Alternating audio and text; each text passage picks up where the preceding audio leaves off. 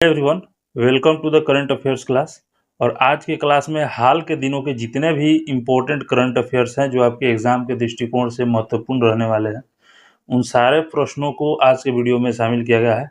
और आप लोग ये थंबनेल पे देखे होंगे कि किस टाइप के प्रश्न हैं, तो सारे के सारे आपके इम्पोर्टेंट प्रश्न रहने वाले हैं। साथ में आप लोग जो हमारा ये इस चैनल पे जो पिछला वीडियो अपलोड किया गया है वो सारा भी इम्पोर्टेंट प्रश्नों का संग्रह है, तो आप लोग उसको भी ज़रूर वॉच करिएगा। आपके एग्ज़ाम्स के लिए वेरी वेरी इंपॉर्टेंट है। इधर-उधर से आपको जैसे बहुत सारे क्वेश्चन कलेक्ट करके उसमें अनर्गल क्वेश्चन भर दिए जाते हैं, चूँकि प्रतियोगी परीक्षाओं का सिलेबस इतना लंबा है कि हम लोग सोचते रह जाते हैं कि कौन सा पढ़ें, कौन सा नहीं पढ़ें। तो इसमें कुछ सिलेक्टेड क्वेश्चंस जो हैं इसमें हमारे वीडियो में शामिल किए गए हैं, आप लोग इसको ज़रूर देखिएगा। चलिए देखते हैं हम लोग आज का वीडियो। तो आज का जो है करंट अफेयर्स का क्वेश्चंस का सिलेक्शन जो है वो आप लोग अपने स्क्रीन पे देखिएगा। जैसे कि अभी हाल ही में पहला प्रश्न है आज का कि हाल ही में लोकसभा का प्रोटेम स्पीकर किसे नियुक्त किया गया है। तो हाल ही में लोकसभा का प्रोटेम स्पीकर जो है ये भर्तृहरि महताब को नियुक्त किया गया है, भर्तृहरि महताब को। और प्रोटेम स्पीकर क्या होते हैं? जब तक लोकसभा के अध्यक्ष का चुनाव नहीं होता है तब तक ये काम करते हैं, लोकसभा अध्यक्ष का काम करते हैं प्रोटेम स्पीकर।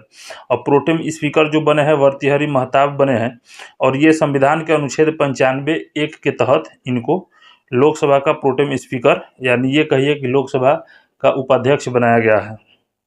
और राष्ट्रपति ने इनको शपथ दिलवाई है। और इनके साथ साथ जैसे राष्ट्रपति ये लोकसभा के जितने भी सदस्य हैं उनको सदस्यता दिलाने के लिए लोकसभा का अध्यक्ष सभी सदस्यों को सदस्यता दिलाते हैं। तो अध्यक्ष का तो अभी चुनाव नहीं हुआ है, तो इसलिए प्रोटेम स्पीकर जो है ये इनका सदस्यता दिलवाएंगे। इनके साथ साथ 3 अन्य सांसद भी इनके साथ ये लोकसभा के प्रोटेम स्पीकर के साथ साथ 3 अन्य सांसद भी ये शपथ लेते हैं ताकि अन्य सदस्यों को नियुक्त किया जा सके। चलिए बढ़ते हैं हम लोग अगला प्रश्न की तरफ। अगला प्रश्न जो है ये भी आपके लिए इम्पोर्टेंट रहने वाला है। अगला प्रश्न है ब्रिक्स गेम्स 2024 का आयोजन किस देश में किया जा रहा है। तो ब्रिक्स गेम्स 2024 का आयोजन जो है ये किया जा रहा है रशिया में, रूस में किया जा रहा है। और साथ में आप लोग ये भी जान लीजिए कि ब्रिक्स गेम्स में सिर्फ वही देश पार्टिसिपेट करेंगे जो इसके सदस्य देश हैं। और ये 12 जून से आयोजित किया जा रहा है, 12 जून से अभी हाल ही में एक सप्ताह पहले से आयोजित किया जा रहा है। और इसमें भारतीय महिला और पुरुष टेनिस टीम ने कांस्य पदक भी जीता है। आइए देखते हैं यहाँ पे अगला प्रश्न है कि पीएम नरेंद्र मोदी किस शहर में अंतर्राष्ट्रीय योग दिवस 2024 के तहत कार्यक्रम में भाग लिया। पीएम मोदी ने अभी हाल ही में अंतर्राष्ट्रीय योग दिवस जो है किस शहर में रहकर मनाया है उन्होंने, तो ये मनाया है श्रीनगर में रहकर। श्रीनगर में ये गए थे और वहीं पे अंतर्राष्ट्रीय योग दिवस मनाया गया था। अब यहाँ पे हम लोग जान ले रहे हैं कि अंतर्राष्ट्रीय योग दिवस जो है किस तिथि को मनाया जाता है। तो ये अंतर्राष्ट्रीय योग दिवस जो है 21 जून को मनाया जाता है। 21 जून को मनाया जाता है। और ये जो है 10वां अंतर्राष्ट्रीय योग दिवस जो है मनाया जा रहा है। इस बार का थीम जो है अंतर्राष्ट्रीय योग दिवस का, ये स्वयं एवं समाज के लिए योग। इस वर्ष का थीम जरूर याद रखिएगा, स्वयं एवं समाज के लिए योग। अंतर्राष्ट्रीय योग दिवस मनाना संयुक्त राष्ट्र महासभा ने कब शुरू किया था। तो 2014 से शुरू किया गया है अंतर्राष्ट्रीय योग दिवस मनाना। आइए देखते हैं हम लोग अगला प्रश्न।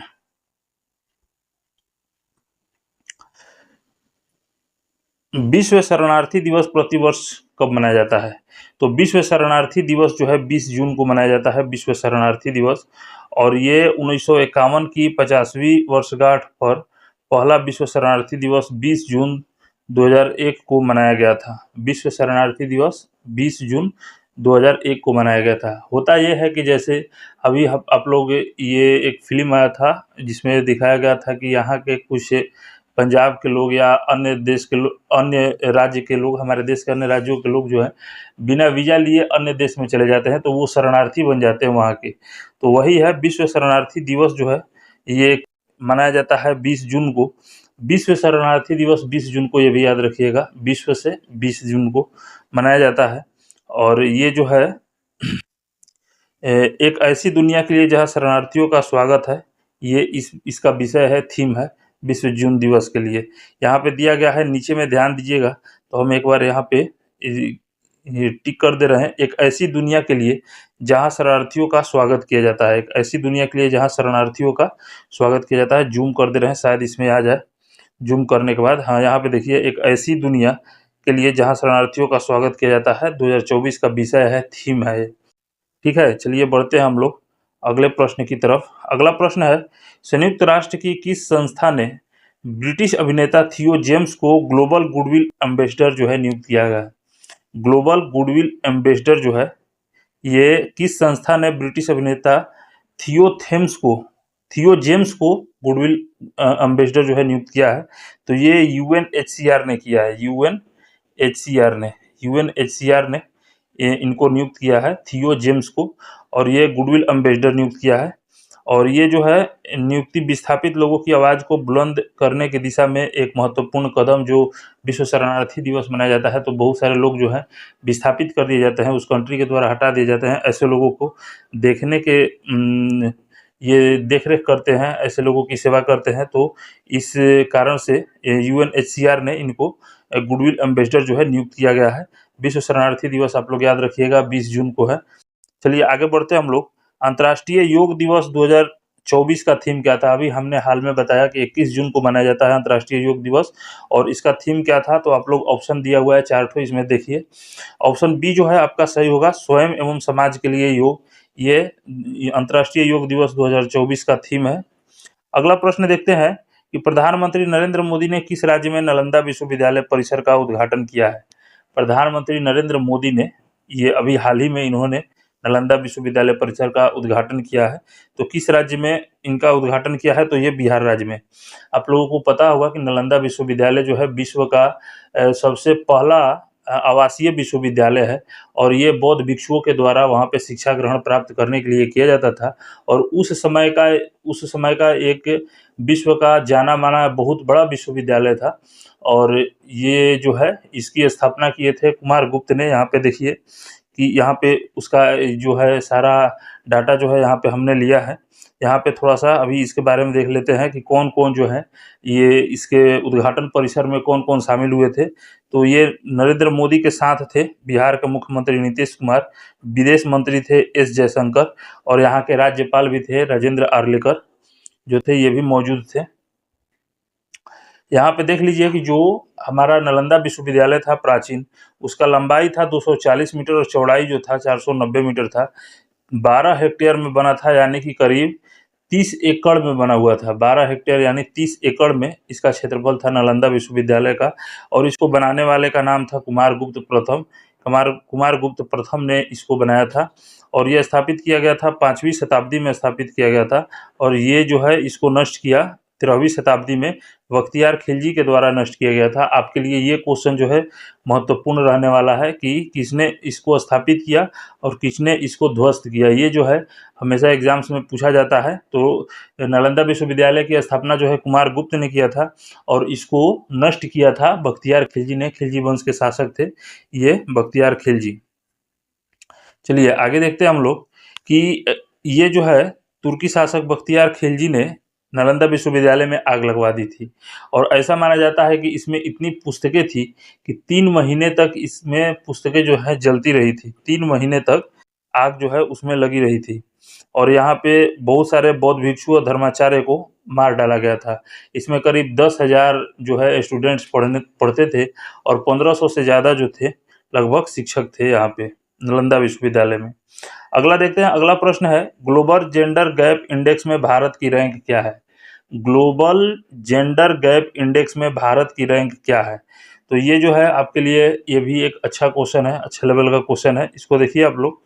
अच्छा, इसमें आप लोग ये भी देखिएगा कि इसको कौन जारी करता है, ग्लोबल जेंडर गैप इंडेक्स। अब क्वेश्चन जो है थोड़ा-सा मोड़ के दे रहा है, मतलब एक तरह से कहिए कि उसको घुमा के दे रहा है क्वेश्चन। तो घुमा के दे रहा है तो ये इसको भी आप लोगों को ध्यान रखना है, इसको कौन जारी करता है, ठीक है ना? तो भारत की रैंक क्या है? तो इसमें ग्लोबल जेंडर गैप इंडेक्स में भारत का रैंक जो है 129th रैंक है। और ये जो है विश्व आर्थिक मंच WEF जो है ये जारी करता है। WEF नामक संस्था जो है ये जारी करता है ग्लोबल जेंडर गैप। और ये जो है पिछली बार की तुलना में भारत इस बार 2 स्थान नीचे खिसका है और 129वां स्थान पे आ गया है। पहला स्थान पे आइसलैंड है, हमारे पड़ोसी देश जो है भारत से पहले, जैसे बांग्लादेश जो है 99वां रैंक पे है, नेपाल 111 रैंक पे है, श्रीलंका 125 रैंक पे है, भूटान 124 रैंक पे है। ये सब जो है अच्छे पोजीशनिंग में है। आगे देखते हैं हम लोग, पाकिस्तान जो है 145वें स्थान पे है। अगला प्रश्न है, पेमा खांडू ने किस राज्य के मुख्यमंत्री के तौर पे शपथ ली है? पेमा खांडू ने किस राज्य के मुख्यमंत्री के तौर पे शपथ ली है? तो ये हो जाएगा इसका अरुणाचल प्रदेश के मुख्यमंत्री के तौर पे। अरुणाचल प्रदेश की राजधानी ईटानगर है और पेमा खांडू जो है यहाँ पे लगातार तीसरी बार जो है मुख्यमंत्री के पद पे इन्होंने शपथ लिया है। और यहाँ से एक और चीज़ जानने लायक है आप लोगों के लिए, यहाँ के राज्यपाल जो है वो कौन है? तो के.टी. पटनायक जो है यहाँ के राज्यपाल है। के.टी. पटनायक ये सेवानिवृत्त जनरल है राज्यपाल, लेफ्टिनेंट जनरल के.टी. पटनायक ये है यहाँ के राज्यपाल। ये भी आप लोग याद रखिएगा, के.टी. पटनायक अरुणाचल प्रदेश के राज्यपाल, पेमा खांडू अरुणाचल प्रदेश के मुख्यमंत्री। अगला प्रश्न देखिए, G7 शिखर सम्मेलन का आयोजन हाल ही में कहाँ किया जा रहा है? और ये जो है G7 शिखर सम्मेलन, ये हमारे देश के प्रधानमंत्री और इटली के प्रधानमंत्री के चलते ये जो है हमारे सोशल मीडिया पे बहुत वायरल चल रहा है। ठीक है, तो यहाँ पे देखिए कुछ मीम्स भी बने थे इनके प्रधानमंत्री के, हमारे और इटली के प्रधानमंत्री के बारे में। तो आप लोग देखे होंगे कहीं ना कहीं ये यूट्यूब के सोशल साइट्स पे, शॉर्ट्स वीडियोस में, या इंस्टाग्राम पे, या कहीं ना कहीं फेसबुक वगैरह पे आप लोग देखे होंगे। तो आइए हम लोग देखते हैं ये प्रश्न कि G7 शिखर सम्मेलन का आयोजन कहाँ किया जा रहा है? तो ये इटली में किया जा रहा है G7 शिखर सम्मेलन का आयोजन। और यहाँ पे देखिए ये जो स्टैंडिंग रोज है, इसमें मिडिल में है हमारे देश के प्रधानमंत्री नरेंद्र मोदी जी, और यहाँ पे है ये इटली के प्रधानमंत्री। आइए देखते हैं इसके बारे में कुछ इंपॉर्टेंट तथ्य G7 के बारे में। G7 का आयोजन जो है इटली में किया जा रहा है। पहला ये आप लोग याद रखिएगा, G7 शिखर सम्मेलन इटली में किया जा रहा है। इसकी स्थापना 1975 में की गई थी। इसकी स्थापना कब की गई थी?